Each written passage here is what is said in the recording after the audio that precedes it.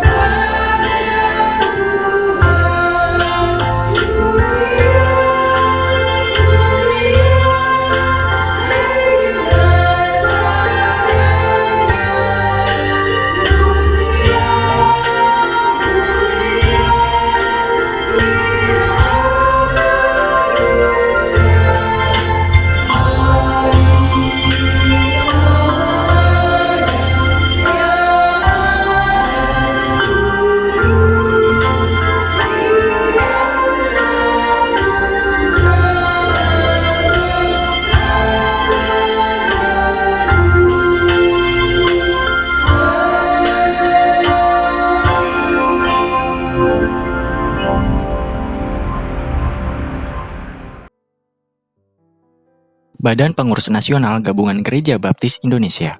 Surat Penggembalaan Paskah 2020. Saudara-saudara umat Baptis Indonesia yang tercinta, salam sehat dan damai sejahtera dalam berkat kasih sayang Tuhan Yesus Kristus. Kita mengawali tahun ini dengan pemberitaan adanya ancaman COVID-19 yang dimulai dari Wuhan, Tiongkok. Sekarang virus tersebut sudah menjelajah ke berbagai penjuru dunia, termasuk ke Indonesia dengan penyebaran yang begitu cepat. Pemerintah telah mengeluarkan kebijakan physical distancing atau menjaga jarak yang harus dipatuhi oleh seluruh warga negara dengan sukarela dan sukacita, termasuk oleh kita umat Baptis Indonesia.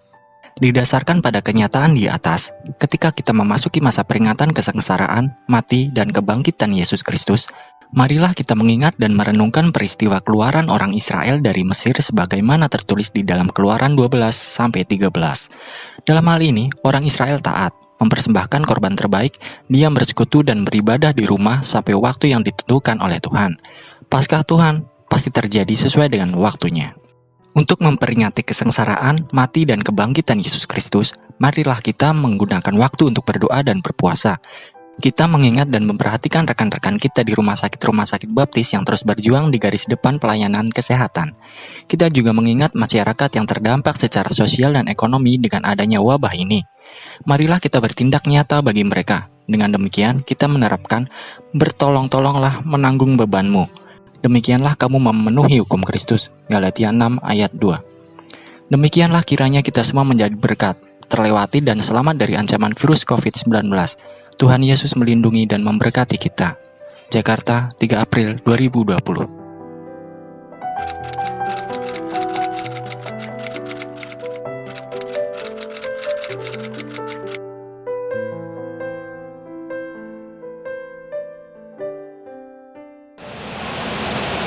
Bapak, Ibu, Saudara, setelah kita memuji Tuhan, mari kita bersama-sama berdoa mohon pimpinan serta berkat Tuhan dalam acara ibadah pada saat ini. Kita akan berdoa bersama-sama. Bapa di dalam surga, Tuhan yang mengasihi kami di dalam Tuhan Yesus Kristus, yang menyertai hidup kami dan diam dalam diri kami di dalam Roh Kudus. Di kesempatan yang indah pada hari ini, di mana kami merayakan hari Jumat Agung, Engkau wafat di kayu salib. Berkatilah kami untuk bersama-sama beribadah, walau dalam rumah masing-masing, walau di tempat kami masing-masing, tetapi tidak mengurangi berkat Tuhan yang terjadi atas kami. Berdoa dan memohon kepadamu di dalam nama Tuhan kami Yesus Kristus. Haleluya. Amin. Selanjutnya kita akan memuji Tuhan kembali, memuliakan nama Tuhan bersama-sama. Mari kita memuji Tuhan.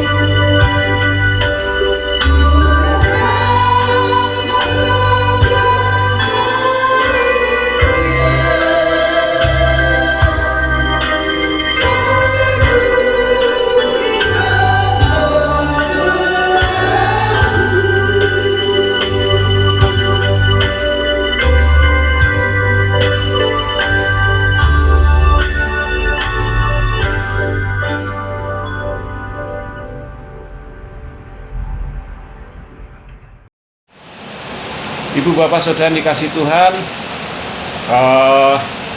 kita akan berdoa syafaat pada saat ini.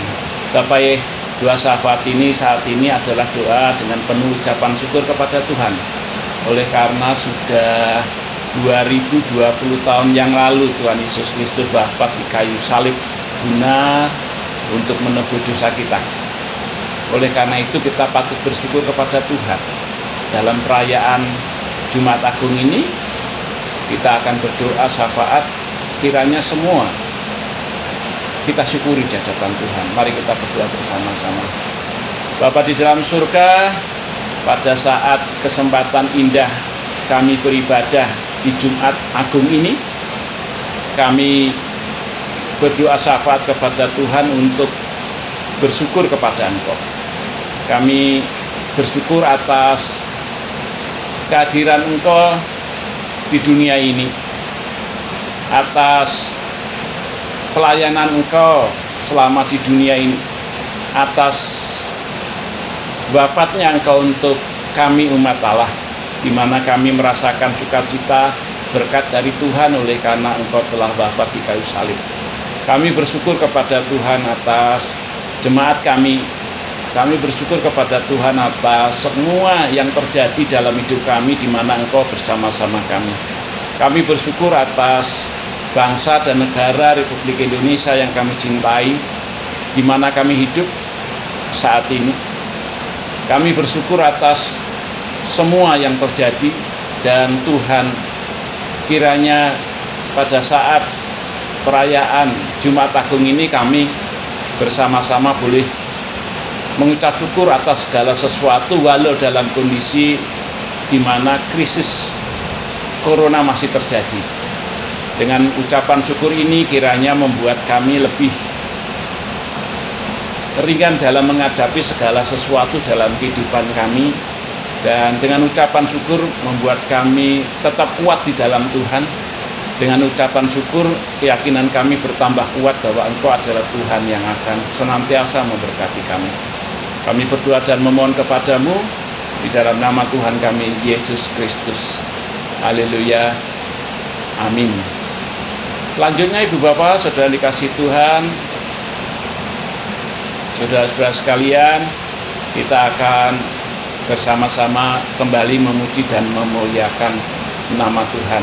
Mari kita memuji bersama-sama dipandu oleh tim gereja yang akan bersama-sama memuji Tuhan bersama Ibu Bapak saudara sekalian. Mari kita memuji Tuhan.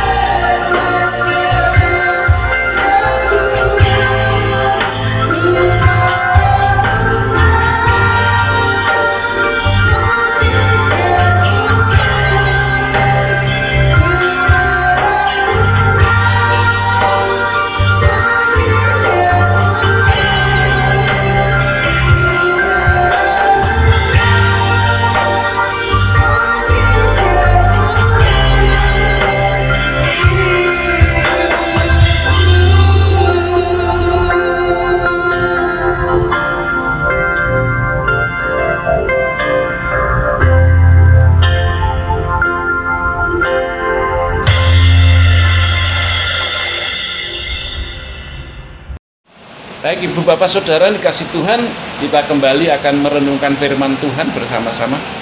Di dalam perenungan firman Tuhan juga kita akan banyak belajar tentang Paskah, dan kita akan banyak belajar tentang kematian Tuhan Yesus Kristus di atas kayu salib. Ibu Bapak Saudara, kematian Tuhan Yesus di kayu salib mempunyai makna dan arti yang sangat luar biasa bagi kita.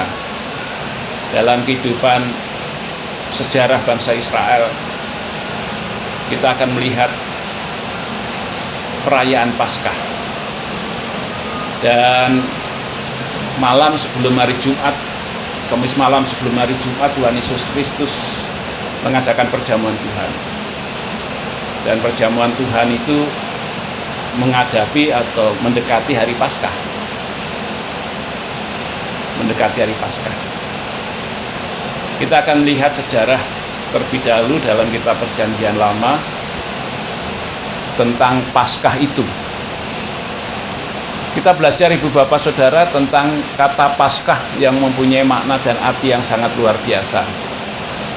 Paskah dalam bahasa Ibrani artinya Pesah, yang berasal dari kata kerja yang artinya melewatkan.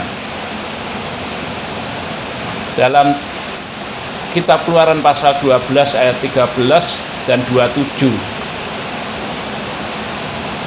Paskah dalam kata Aram yaitu Paskah.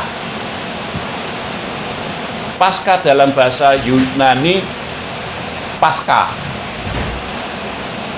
Arti dasar meloncat atau melampaui.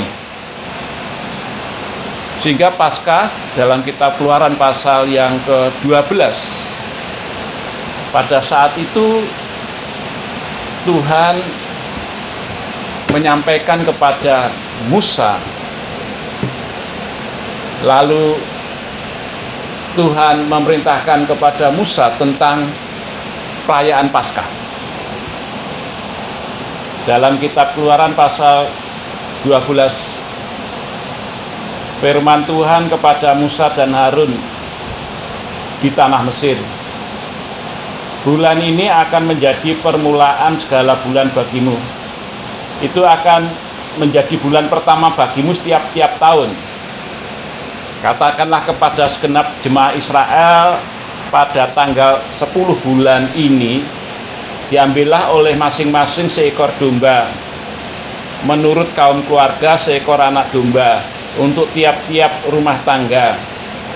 Tetapi jika rumah tangga itu terlalu kecil jumlahnya untuk mengambil seekor anak domba, maka ia bersama-sama dengan tetangganya yang terdekat ke rumahnya haruslah mengambil seekor menurut jumlah jiwa tentang anak domba itu.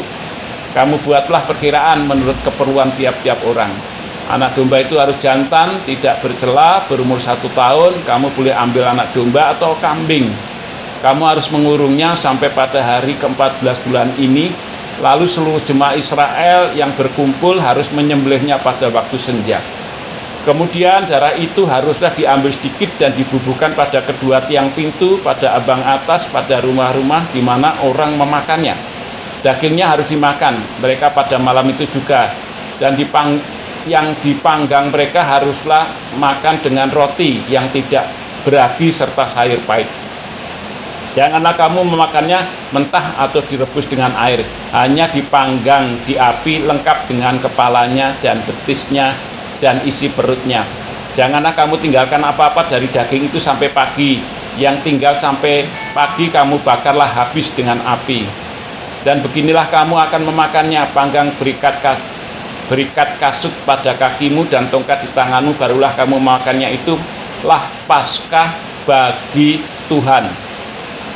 Pada malam ini aku akan menjalani tanah Mesir, dan semua anak sulung dari anak manusia sampai anak kambing, anak binatang akan kubunuh, dan kepada semua ilah di Mesir akan kujatuhkan hukuman. Akulah Tuhan. Darah itu menjadi tanda bagimu pada rumah-rumah di mana kamu tinggal.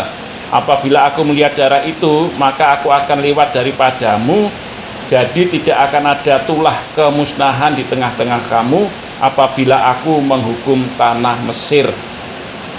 Bapak Ibu Saudara dikasih Tuhan, dalam bacaan ini kita melihat bahwa perayaan Paskah dikatakan pada ayat yang ke-13, ayat yang ke-12 bahwa Tuhan itu akan melewati atau melampaui rumah itu tatkala dilihat tanda darah pada ambang pintu. Ya, pada ambang pintu. Nah, bangsa Israel semua menyembelih kambing domba dengan syarat-syarat yang telah ditentukan oleh Tuhan. Lalu mereka mengambil darahnya, dagingnya dimakan, sebagian dibakar sampai habis, dan mereka mengambil sebagian darahnya, mengoleskan pada ambang kayu pintu, kosen kayu pintu, atas, kanan, kiri.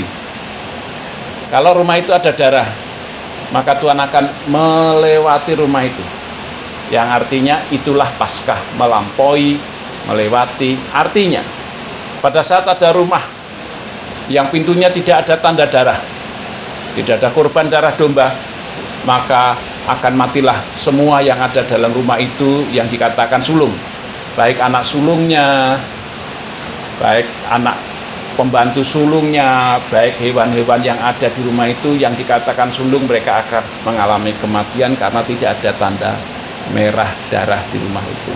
Tetapi tatkala ada tanda merah darah di rumah itu, maka Allah akan melampaui itu dan terbebaslah mereka dari kematian anak sulung. Nah, itu Ibu Bapak Saudara. Dan itu dilakukan terus oleh bangsa Israel perayaan Paskah. Pada saat itu malam Allah melewati bangsa Mesir, dan pada saat rumah-rumah yang tidak ada tanda darah, maka anak sulungnya mati semua. Keluarganya, siapa saja yang sulung, termasuk anggota keluarga yang lain atau hewan-hewan yang ada di rumah itu mengalami kematian. Tetapi pada saat rumah itu ada tanda darah, maka rumah itu tidak mengalami kematian anak sulungnya. Dan itu terus dilakukan sampai kedatangan Tuhan Yesus Kristus ribuan tahun setelah itu. Dan pada saat Tuhan Yesus datang, sebelum kematiannya, beliau mengadakan perayaan Paskah. Tetapi perayaan Paskah dilakukan Tuhan Yesus pada waktu menjelang kematiannya, dia mengambil anggur dan roti. Karena anggur dan roti bagian dari perayaan Paskah. Tapi Tuhan Yesus menjelaskan tentang Paskah di dalam Kristus. Tuhan Yesus berkata dalam perayaan Paskah di dalam Tuhan Yesus Kristus. Dan Yesus mengadakan perjamuan Tuhan. Pada saat ini kita tidak akan mengadakan perjamuan Tuhan, tetapi saya akan menjelaskan kepada Ibu Bapak Saudara, Tuhan Yesus mengadakan perayaan Paskah dengan memberikan satu upacara, yaitu perjamuan kudus. Bapak yang dikasih Tuhan, perjamuan kudus dilakukan oleh Tuhan. Tuhan Yesus pada saat perayaan Paskah, sebelum beliau wafat di kayu salib, menjelaskan kepada murid-muridnya tentang Paskah yang sesungguhnya. Tuhan Yesus Kristus mengambil perjamuan Paskah. Saya mengambil gambaran.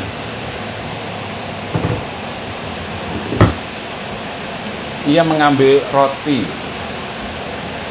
lalu memecah-mecahkan roti dan membagi-bagikan kepada murid-muridnya. Lalu berkata demikian, inilah tubuhku yang dikorbankan bagi kamu.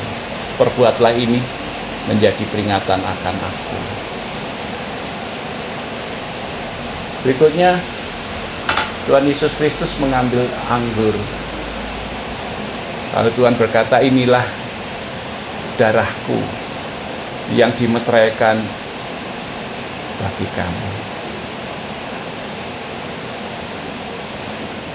Lakukan ini sebagai peringatan akan aku, darahku yang ditumpahkan bagi kamu.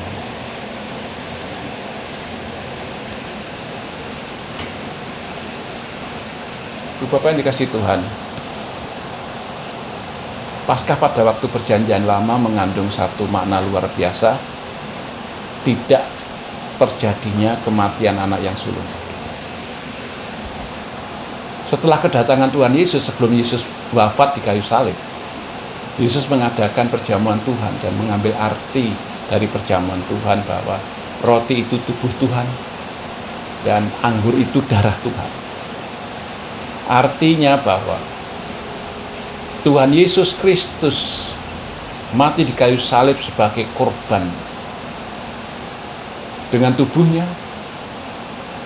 dan dengan darahnya yang tercurah di kayu salib untuk menebus dosa umat manusia.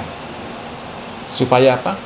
Umat manusia tidak mengalami kematian. Ibu Bapak yang dikasihi Tuhan, dalam kitab Ibrani,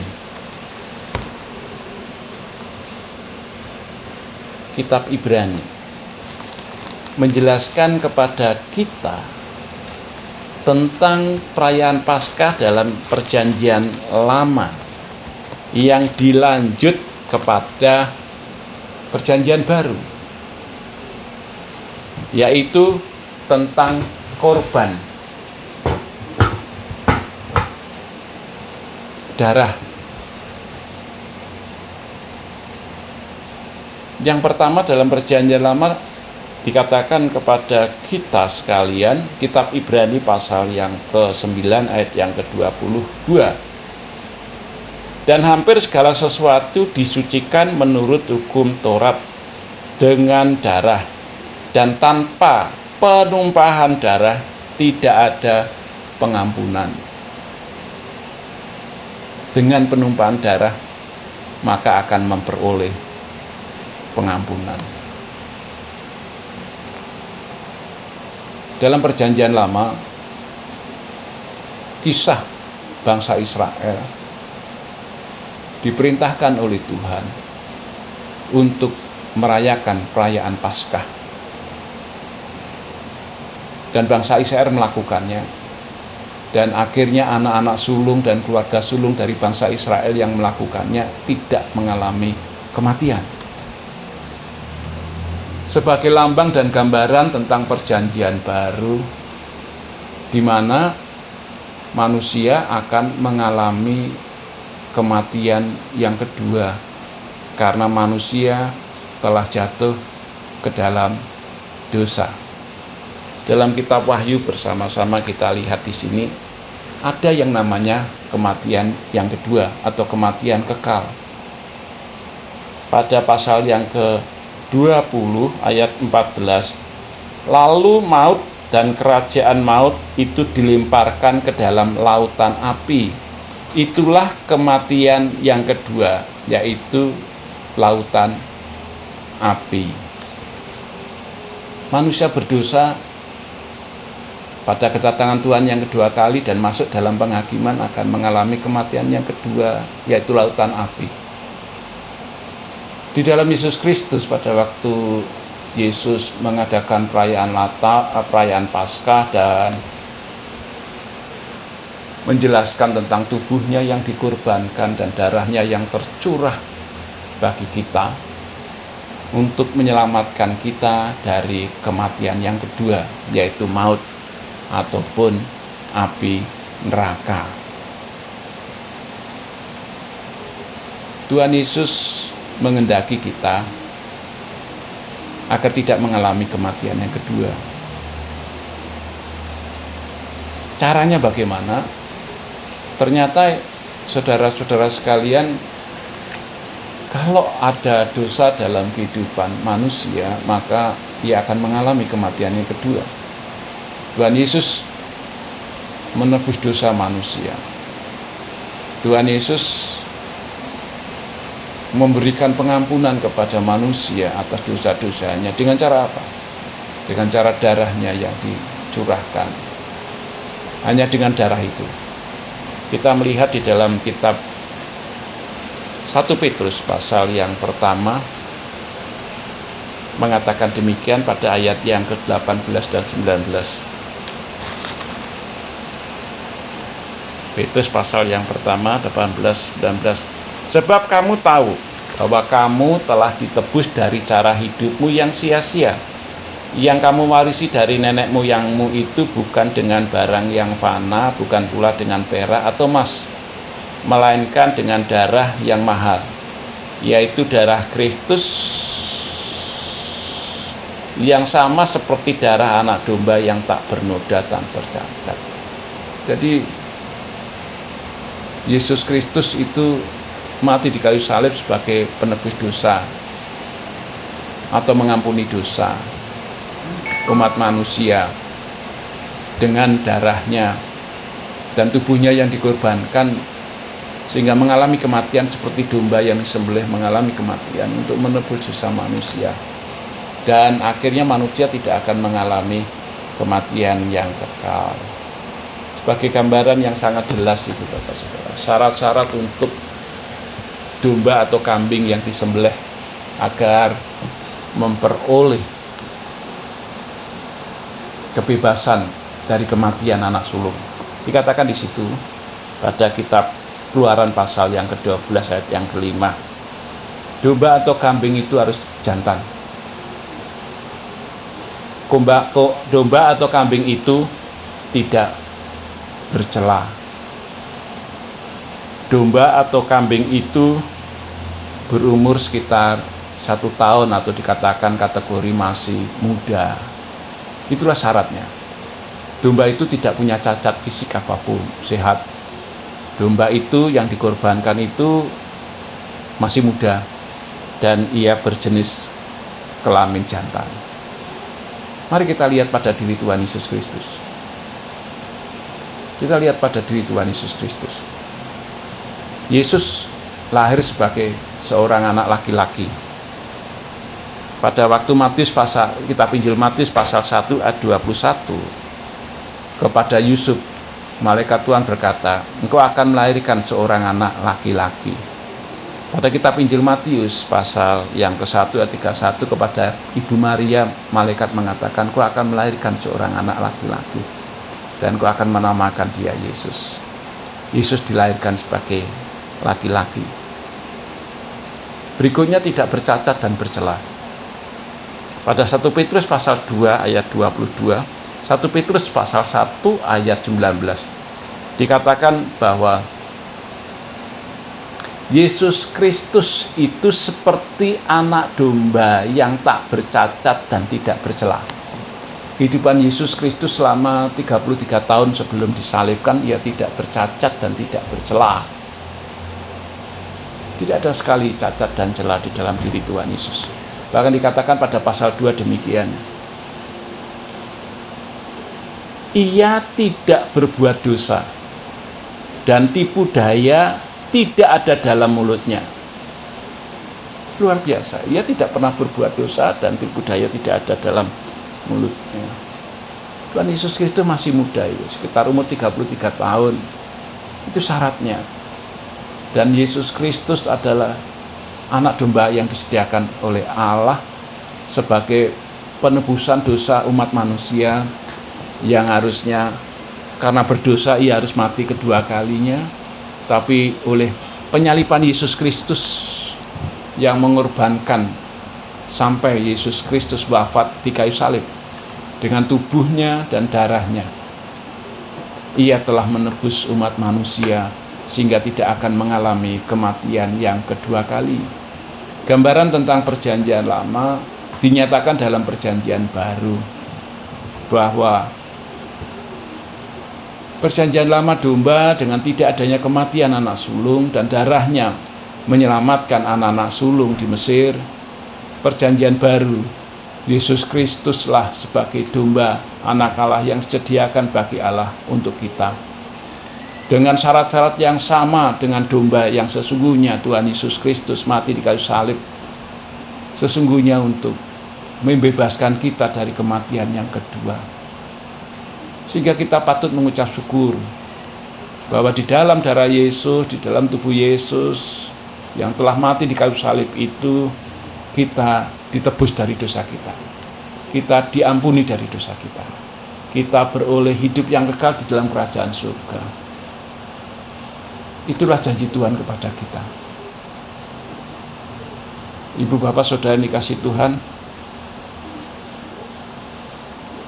kita walau dalam kondisi tidak bisa bersekutu dan kebaktian di gereja, tetapi kita bersekutu dan kebaktian di rumah kita masing-masing. Tetapi kita masih bersyukur kepada Tuhan bahwa Tuhan membebaskan kita dari dosa-dosa kita, membebaskan kita dari kematian yang kedua atau maut. Karena hanya Tuhan Yesus Kristus saja yang sanggup untuk melepaskan kita dari dosa-dosa kita. Sehingga dalam perayaan Jumat Agung akan kematian Tuhan Yesus Kristus menjelaskan kepada kita, hanya dengan darah Yesus Kristus saja kita akan memperoleh pengampunan dari dosa kita. Ibrani pasal yang ke-9 ayat yang ke-27 dan 28. Dan sama seperti manusia ditetapkan untuk mati hanya satu kali saja, dan sesudah itu ia dihakimi. Demikian pula Kristus hanya mati satu kali saja untuk mengorbankan dirinya, untuk menanggung dosa orang banyak. Sesudah itu ia akan menyatakan dirinya sekali lagi tanpa menanggung dosa untuk menganugerahkan keselamatan kepada mereka yang menantikan Dia. Yesus mati satu kali saja. Kita memperingatinya bertahun-tahun terus. Dan kematian Yesus satu kali saja itu untuk mengampuni umat manusia di seluruh dunia, menanggung dosa semua manusia, dan manusia yang percaya kepadanya menerima anugerah keselamatan daripada Tuhan Yesus. Sehingga kematian Yesus merupakan jaminan pengampunan dosa. Paskah hari ini tanpa penumpahan darah atau penumpahan darah. Amin. Mari kita berdoa bersama-sama. Bapa di dalam surga, mengucap syukur kami boleh merayakan perayaan Jumat Agung di mana Engkau wafat di kayu salib untuk menebus dosa-dosa kami. Bapa di dalam surga, Engkau memberkati kami semua karena kematian-Mu di kayu salib, menjadikan kami lebih beriman dan percaya kepadamu akan jaminan Engkau hidup yang kekal di dalam kerajaan surga. Oleh karena Engkau telah mati di kayu salib, mengorbankan dirimu dengan tubuhmu, dengan darahmu di kayu salib untuk menebus dosa-dosa kami. Terima kasih Tuhan, di dalam nama Tuhan Yesus hamba-Mu berdoa. Haleluya. Amin. Bu Bapak Saudara, kita bersama-sama sebelum menutup kebaktian ini, kita akan memuji Tuhan, memuliakan nama Tuhan bersama-sama. Mari kita memuji nama Tuhan.